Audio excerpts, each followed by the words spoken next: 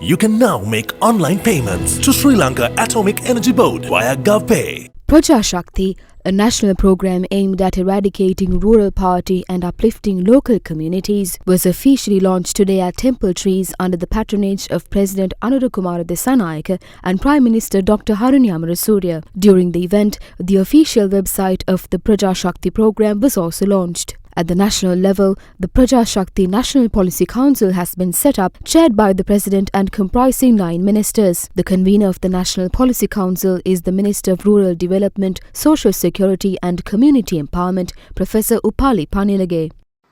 මුළු ලෝක ජනගහනය හරි අඩක් නාගරික වුණත් Even though half of the total world population is urban, 80% of the same population is impoverished. In our country, rural poverty has been a topic of discussion for many decades, and numerous efforts were implemented to address it.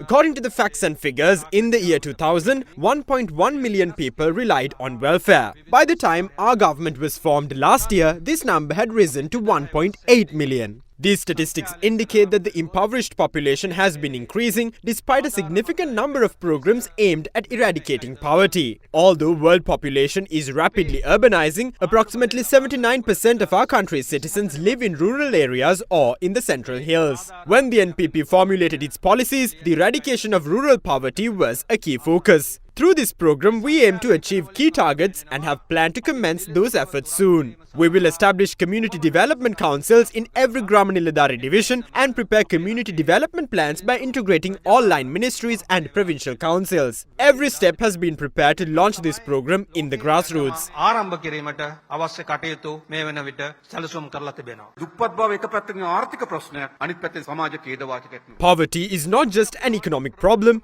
but a social tragedy. That is why the government's main task must be to eradicate rural poverty. We must create new economic opportunities for people as well. One of the most effective tools for poverty eradication is education. If even one child in a family completes their education, that family has a greater chance of achieving success. Therefore, we must continue to expand access to education. Recently, many have begun to claim that welfare is bad. That is not the case. If a certain community is in need, it is the government's duty to take care of them assiduously. However, this responsibility has at times been misused as a political tool to turn people into political activists. To prevent this, we plan to establish a strong data system to identify the most suitable recipients. This year, the government has allocated 230 billion rupees for the Aswasuma program, with additional funds set aside for other welfare initiatives. However, the real issue lies in whether the intended beneficiaries are actually receiving these benefits and whether the outcomes meet expectations. Unfortunately, the answer at the moment is no. Therefore, the government and its officials have a clear responsibility to ensure that welfare benefits reach the correct target groups. We also assure you that we will not allow anyone to misuse that responsibility. It is true that a significant portion of the state apparatus has become outdated. Many vehicles owned by state officials are over a decade old. Most office computers are obsolete and buildings are deteriorating. We simply walk into these places like ordinary citizens. We must transform the state. There is no point in having outdated leadership in charge of a failing system. Within this modernized state apparatus, we need new government employees with new skills and energy. Our goal is not to continue the old system, but to rebuild a bankrupt state by bringing together political authority, the state apparatus and the public in a joint effort.